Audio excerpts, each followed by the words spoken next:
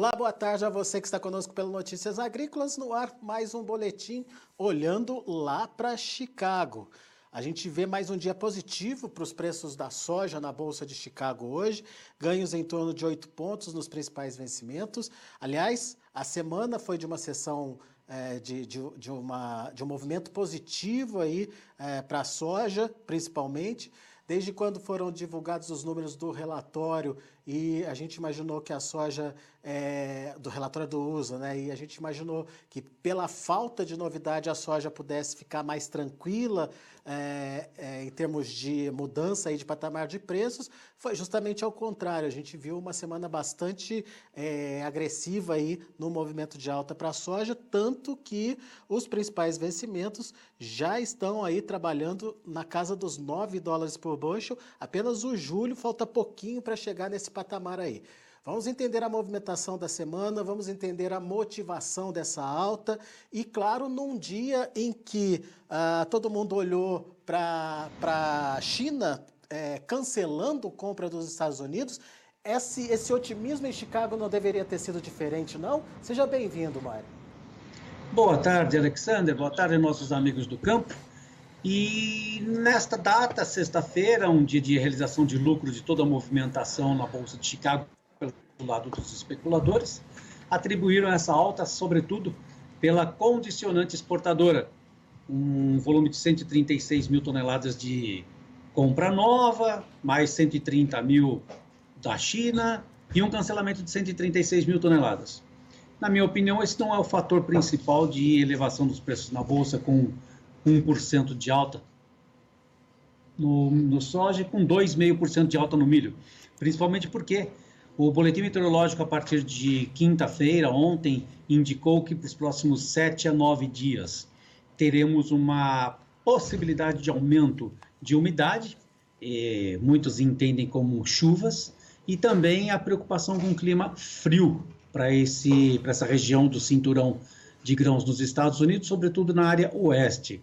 Se já existe um atraso no plantio nesse momento, principalmente na área de milho, plantado dentro do mês de junho, há estudos de que o rendimento cairia em torno de 22% para milho.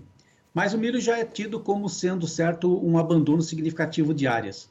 Vamos ver o relatório de plantio na próxima segunda-feira, se é verdadeiro ou falso. Voltando para a soja, o clima negativo certamente vai contribuir também para um atraso no plantio, dentro deste período de umidade, e também o que é bastante severo, e não menos importante, o tempo frio.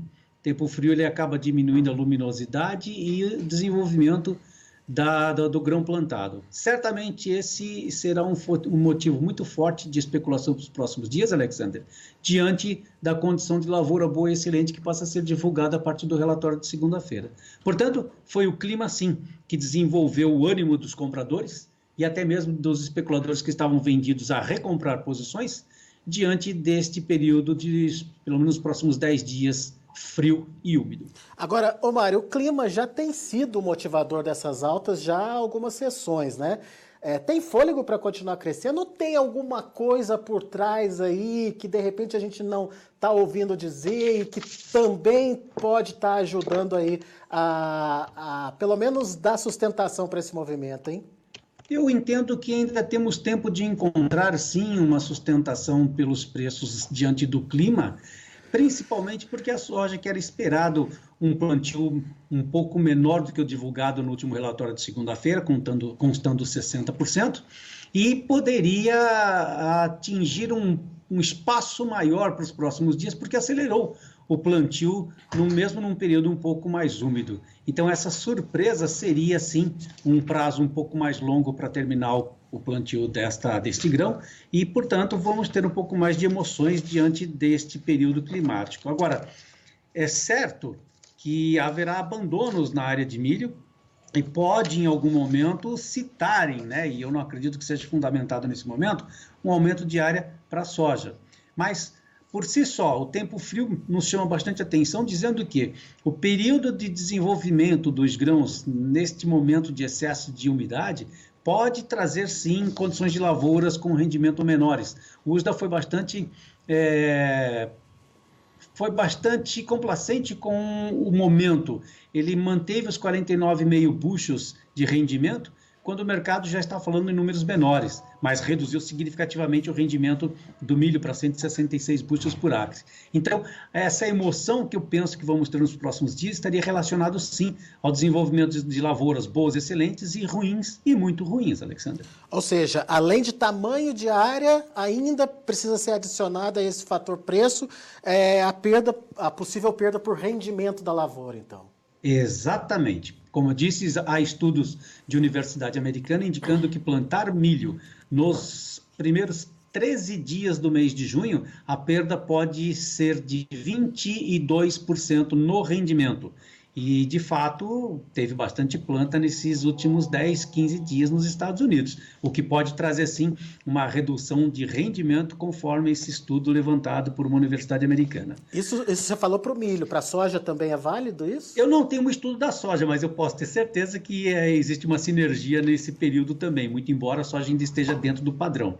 Mas é bom lembrar que plantar na umidade, com pouca luminosidade, o tempo ainda permanecer úmido, ele pode comprometer, sim, a qualidade dos grãos futuramente, Alexandre. E a gente tem acompanhado aqui no Notícias Agrícolas fotos terríveis de tratores tentando ir para plantio, não dando conta, ficando atolados no meio da lavoura, enfim. A qualidade desse plantio também é bastante questionável, né, Mário?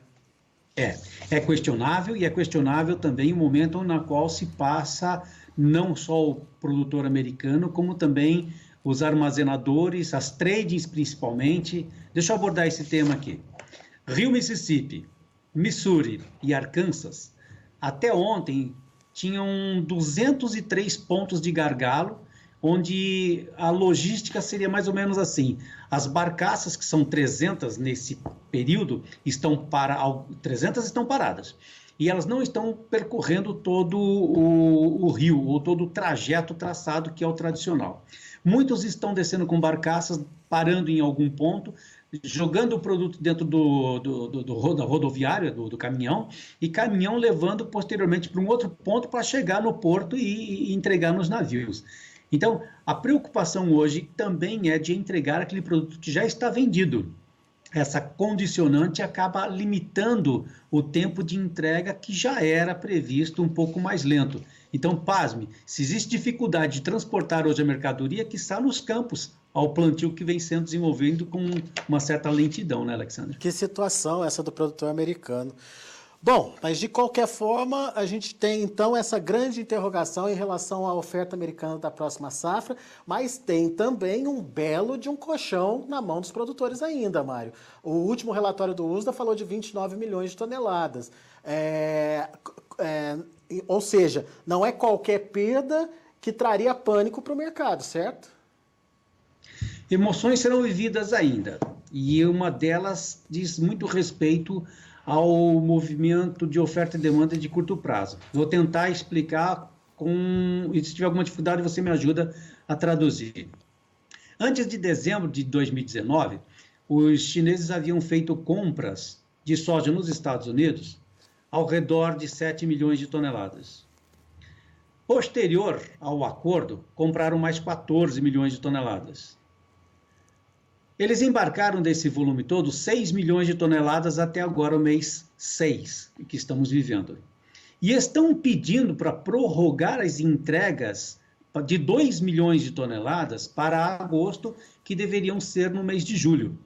A dificuldade do clima do plantio, com o de transporte, e também dos acordos que estão quase que em desacordo entre os americanos e os chineses, acaba colocando uma emoção muito grande nos mercados à vista e futuro, tendo em vista principalmente que, se fizer um acordo agora no próximo período de encontro entre os presidentes no grupo do G20, é possível que voltemos aí no mês de julho com um volume maior de embarques, mas também, se não tiverem acordos daqui para frente, é possível, e aí eu abro aspas no meu comentário, não é meu o temor, é o temor do mercado, a qual poderão ser vistos futuramente cancelamentos deste grande volume que não foi embarcado ainda por parte dos chineses. Então, a preocupação climática hoje existe, sim, por conta do desempenho fraco da planta, do clima que vai ser mais úmido nos próximos dias, Mas também tem esses eventos sobre a oferta e demanda no curto prazo, que pode provocar uma mudança trágica no mercado de futuros da Bolsa, por conta do não cumprimento, da possibilidade do não cumprimento dos embarques de soja por parte dos chineses, adquirido antes e durante o acordo de uma compra de 14 milhões de toneladas feito no mês de março, Alexander. Pois é, então teoricamente teríamos 15 milhões de toneladas a serem embarcadas ainda para a China. Os chineses já estão pedindo a prorrogação aí desses 2 milhões, como você bem colocou, para agosto. Tem aí esse volume que não se sabe se eles vão comprar ou não, que pode ser cancelado. Enfim, aquela projeção de 29 milhões de estoque, então pode aumentar, Mário, porque até onde eu estou entendendo, esse volume, mesmo que não tenha sido embarcado, já está considerado pelo USDA como vendido. Isso, acertou. É onde eu queria chegar. Porque embora nós estejamos com olhares ao campo sobre o período de clima, de planta, desenvolvimento, mas se os americanos perderem as vendas que foram feitas recentemente e ter que voltar para os seus estoques 15 milhões de toneladas, pode ser um balde de água gelada em toda essa frustração de plantio e com um estoque de passagem bastante elevado, né, Alexandre? Rapaz, emoções para os próximos capítulos, então, hein, Mário Mariano? E isso tudo que eu estou te relatando não é um conhecimento exclusivo do Mário Mariano, até porque se fosse eu não estaria aqui comentando com você. Mas todo o mercado americano já tem todo esse desenvolvimento de notícias e mesmo com todo esse temor diante desse momento climático, o mercado conseguiu subir mais 1% nesta data, mas ainda assim com um olhar no peixe e outro no gado. Ou cancelamentos futuros dessa soja em função de um desacordo entre os presidentes e, por outro lado, o desenvolvimento do plantio de grãos nos Estados Unidos. Olha a pergunta do Marlon Paniagua, ele está em São Paulo e pergunta o seguinte: estou notando que milho julho Chicago está valorizando mais em relação ao dezembro. Pergunto, esse spread não está trocado, Mário? Não seria melhor vender o presente e comprar o futuro, uma vez que Chicago dezembro deveria remunerar melhor pelos problemas climáticos que estão sofrendo? Então, Marlon, se tu prestares atenção, o desempenho do uso do etanol ele é um pouco menor agora, aliás, é um pouco maior nesse período, mas ainda assim o volume de planta que até o momento se encontra nos Estados Unidos, ele é bem menor, portanto deveria ter uma valorização maior dos 4 dólares e 53, ou somente esses 10 centavos por bushel que existe entre o mercado à vista e o mercado futuro. Contudo, esse mês de julho agora é uma entre-safra, tá certo? Então nós devemos entender que ele tem uma valorização, porém pequena. No meu ponto de vista, sendo julho, agosto, setembro ou dezembro na Bolsa de Chicago, o preço do milho está bem valorizado. Se pegares a correlação de soja com milho, atualmente está em torno de 2 bushels de milho para 1 de soja. E na média do passado, pelos últimos 4 ou 5 anos, em torno de 2,50, 2,55 bushels de milho para 1 de soja. Imediatamente me leva a acreditar que a valorização do milho já está muito maior na média dos últimos 4 ou 5 anos em comparação ao momento, mesmo sendo os 4 dólares e 53 de julho ou os 4 dólares e 63 de dezembro. É uma valorização substancial, sim, meu amigo. Muito bem. Tem a pergunta do Jorge, de 3 de maio, no Rio Grande do Sul. Boa tarde. Se os chineses e americanos se acertarem, Mário, os preços em Chicago aumentariam o suficiente para compensar o prêmio que tem aqui no Brasil hoje? Neste momento que nós temos, curiosamente, uma estabilidade a 1 dólar e 10, 1 dólar e 15 sobre Chicago para produto brasileiro no Porto de Paranaguá, estabilizou-se depois com esta nova rodada de demanda de produto brasileiro por chineses, na ausência de um novo acordo com americanos. Eu acho que a resposta ela pode ser conclusiva, na qual um aumento de demanda por produto americano poderá esvaziar, sim, o produto brasileiro. Mas lembre-se que nós também temos já uma demanda bastante aquecida por outros mercados, como é o caso do farelo, até o óleo de soja, e que demanda e acaba enxugando nossos estoques. Mas, recentemente, com a produção estimada pelo Departamento de Agricultura americano e a Conab em torno de 115 a 117 milhões de toneladas, com exportações em torno de 67 milhões de toneladas, é fato, os nossos prêmios estão valorizados no dia de hoje e, caso tenhamos um novo acordo entre esses países, que é o maior comprador e o maior vendedor global, devemos ter um esvaziamento de prêmios no Brasil. Mas eu não sei o quanto isso significaria no curto prazo. Olha aqui, o pessoal está atento ao que a gente está falando aqui, viu, Mário? O Roque Bittencourt, de Primavera do Leste, tá dizendo assim, ele faz a seguinte conta. Uma vez que a China cancele esses 15 milhões de toneladas, Chicago cai, naturalmente. Porém, essas compras não iriam se dirigir ao Brasil, empurrando os prêmios ainda mais para cima? A possível queda de Chicago não pode ser compensada pelos prêmios ou por prêmios aqui no Brasil, Mário? Afirmativo, é tudo isso que vai acontecer mesmo. Porém, não podemos nos enganar e entender que essa demanda toda cairia apenas no colo do Brasil. Estou folheando aqui para poder encontrar alguns números que diz o quanto a América do Sul cresceu em termos de estoque. Brasil, Argentina e Paraguai teve um crescimento de produção da ordem de 35%. Então, nós temos estoques de passagem aqui na América do Sul para atender os chineses de alguma forma, ou no meu entendimento, com folga. Mas temos um mercado que pode, num determinado momento, dividir essa fatia. Pelo menos no primeiro momento, os chineses estão muito mais presentes na produção brasileira, no embarque, mas também tem um outro parceiro muito forte, que é o Paraguai, como grande exportador. Num terceiro momento, como produto acabado, os argentinos no farelo e no óleo de soja. Vamos pensar mais no farelo, que é onde eles têm maior compensação industrial. Então, o fato de ter um crescimento na produção da América do Sul, principalmente porque os argentinos estão voltando de um período de produção reduzida, esta pode ser a nossa bolha comercial. Se haverá um aumento muito significativo de prêmios ou não, vai depender da fatia que os chineses vão colocar nessa divisão de compras aqui da América do Sul. Eu penso que o Brasil certamente vai ser o carro-chefe das vendas e provavelmente vamos ter, sim, no nosso colo, um aumento de preços por parte dos prêmios e tomara que isso venha trazer o benefício na porta da fazenda de Primavera do Leste. Se não abocanhar os 15 milhões, pelo menos boa parte deles a gente tem garantido aí. Olha aqui a pergunta do Adilson Petri, ele é lá de Campo Novo do Parecis, Mário. Os Estados Unidos não vão futuramente agradecer esses cancelamentos da China, pois, na opinião do Adilson, 2020 deve faltar soja até para ração para o rebanho deles lá nos Estados Unidos, Mário. Ele já está contando com uma frustração de safra importante lá nos Estados Unidos, o Adilson. O Petri, ele tem razão de fazer uma colocação bastante importante, porque na ausência dos chineses comprando matéria-prima do próprio americano, o americano está vendendo mais produto acabado em termos de carnes. Então, isso acaba, sim, tendo uma demanda para o lado do farelo, onde a indústria deve trazer um pouco mais de presença na exportação indiretamente via carnes, assim como está acontecendo no Brasil também.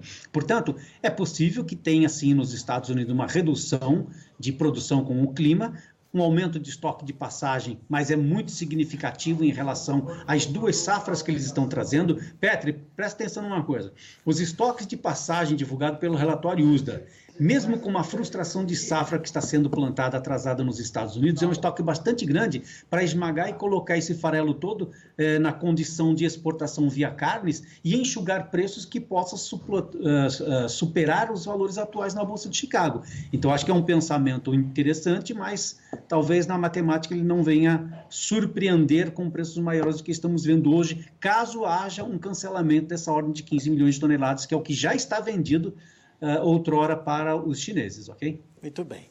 Bom, respondido aos internautas, resposta aos internautas dadas, então. Agora, Mário, enfim, eu quero muito perguntar para você sobre Brasil. Você, antes da gente entrar no ar, estava me colocando uma preocupação até bastante interessante e pertinente, que é esse anúncio da Biov de restrição de crédito, né, para o produtor, para a próxima safra do produtor, algo em torno até de 50%. Qual é a sua leitura dessa situação e o que isso pode trazer de consequência para Brasil e próxima safra? Ok. Então, baseado no fundamento de vendas antecipadas, pelo menos do Mato Grosso, que é o meu quintal de negócios, nós estamos entendendo que o custo de elevação do plantador, da lavoura soja, está muito maior do que os anos anteriores. O indicador de vendas, embora esteja subindo, mas ainda é pequeno em relação a anos anteriores. E, obviamente, dado as circunstâncias de preços futuros, e esse é o maior e principal motivo de vendas não tão elevadas. Mas o cenário que foi pintado pela Biov, isso não é uma restrição da informação, porque foi colocada pela imprensa, a previsão deles é de que haja uma redução de 50% da participação de tradings e indústrias no financiamento da agricultura. E isso acaba criando um problema sério, porque se eles estão sentindo a necessidade de reduzir o investimento no campo por preocupações bem relacionadas a isso. Tabela de frete mínimo, aumento de 25% no pedido de recuperação judicial de pessoas físicas no campo. No aumento da inadimplência como um todo no campo, que não seria só a inadimplência da recuperação judicial, mas o produtor teve um rendimento ruim para soja, para milho, ou não teve o produto para vender, entregar em determinado momento, enfim, de alguma forma acabou tendo uma inadimplência no campo. Então, estes fatores, eles são suficientemente grandes e pesados, ponderando que estas empresas que participam no campo, financiando a agricultura, venham a reduzir a sua participação. E como ao longo de todo esse período que eu convivo com a agricultura, não vejo a importância de bancos participando com um aumento de colocação no financiamento, acabo me entendendo que seriam apenas as revendedoras ou as empresas de defensivos e fertilizantes que aumentariam os seus barters para poder abocanhar esse espaço que seria ausentado pela trading.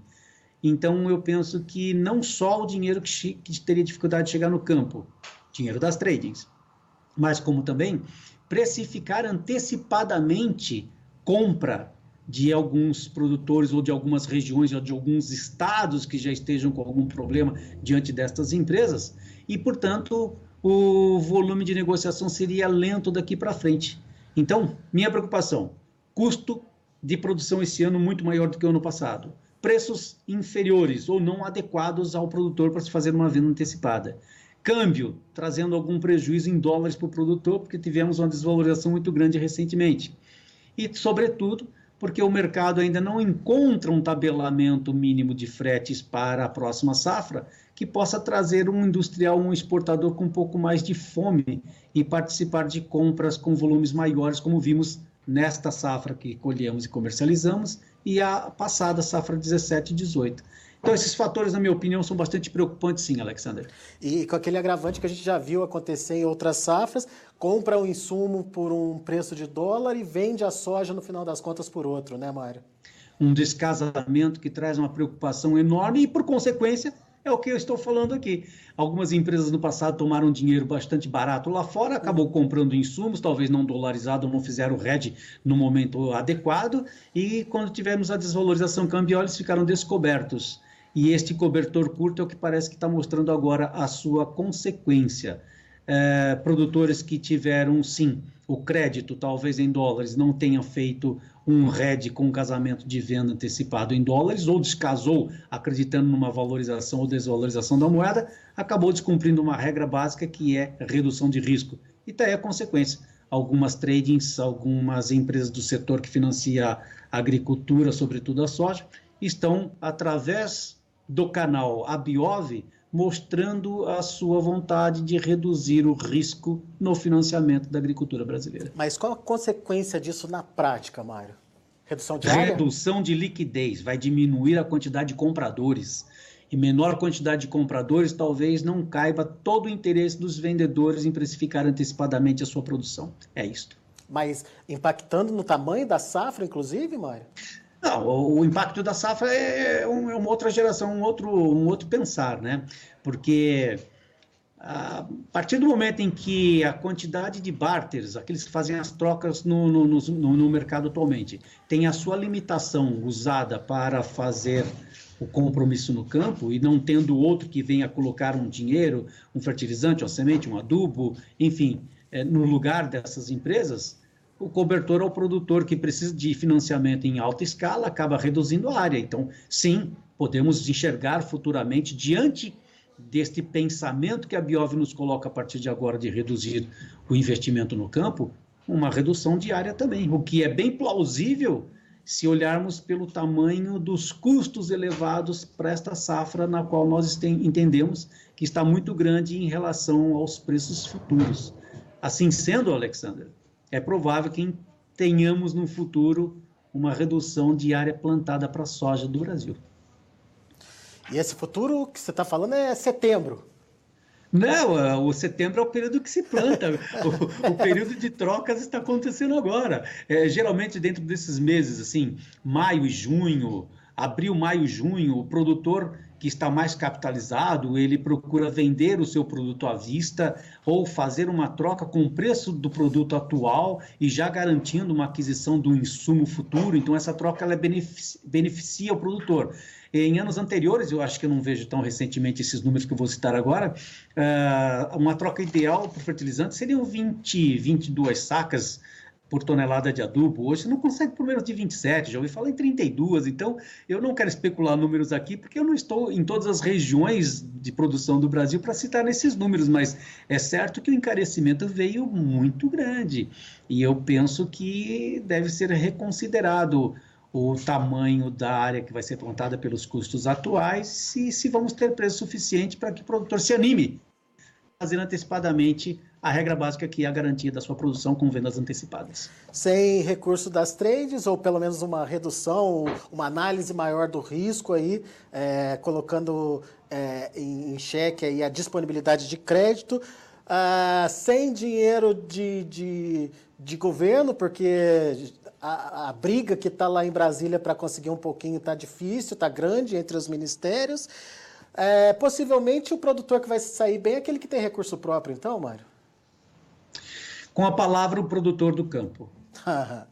Ele que vai saber, ele que vai dizer, né, Mário? É isso aí. Verdade, eu não posso especular antes. A minha razão principal, que eu gosto muito de fazer, é comercializar. Eu gosto de comprar, eu gosto de vender, eu gosto de fazer isso, trocar essa ideia. Então, nesse lado, você pode me especular, eu vou ter um pouco de coragem de dar um palpite com fundamentos. Agora, da porteira para dentro, eu acho que o produtor é quem vai ter uma resposta mais objetiva do que a minha, que sou apenas aquele que convive diariamente com eles, Alexandre. Então fica lançado o desafio para você, produtor que está nos ouvindo nesse momento, participe da entrevista, deixe no Fala Produtor, aqui na participação aqui das suas mensagens, o que você pretende fazer, aumentar, reduzir, manter, enfim, com dinheiro próprio, com dinheiro que você vai buscar onde, já que as trends estão dizendo aí que vão reduzir. Conta pra gente o que você está fazendo ou como você está planejando a próxima safra. Fica aí o desafio para você.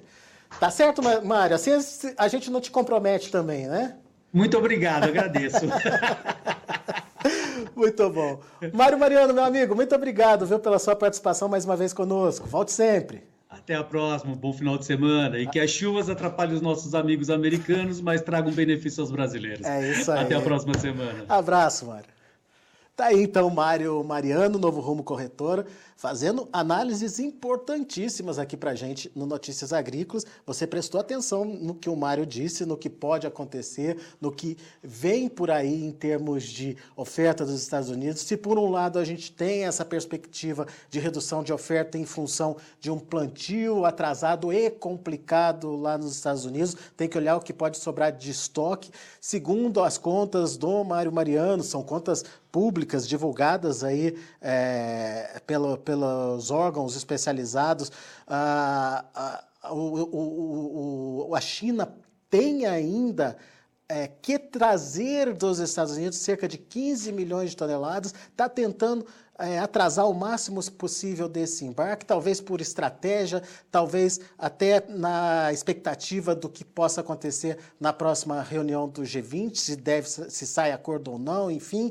Mas se a China vier a cancelar esses 15 milhões de toneladas, daí a situação se complica ainda mais em relação a estoque nos Estados Unidos. Portanto, tem todos esses fatores a serem analisados. Aqui no Brasil, a gente precisa saber o que vai ser da próxima safra, principalmente em relação à disponibilidade de crédito produtor, as indústrias, as trades, já sinalizando um recuo, uma saída nesse financiamento, em função do alto risco da próxima safra, e o produtor brasileiro precisa contar para a gente o que, afinal de contas, ele quer fazer. Vamos aos números, vamos ver como encerraram as negociações lá na Bolsa de Chicago. Nesta sexta-feira foi um dia positivo, como a gente já disse aqui. Então, confira comigo os preços na tela. Soja, julho fechando a $8,96 por bushel, 8,75 de alta. Agosto, $9,03 por bushel, 8,5 de elevação. Setembro, 9,10, 8,25 de alta. E novembro, $9,23 por bushel, uma alta de 8 pontos mais 25. Vamos ver o milho. Para julho, 4,53, 11 pontos de alta. Setembro, 4,58, 10,5 de alta. Dezembro, 4,63, 7,75 de elevação.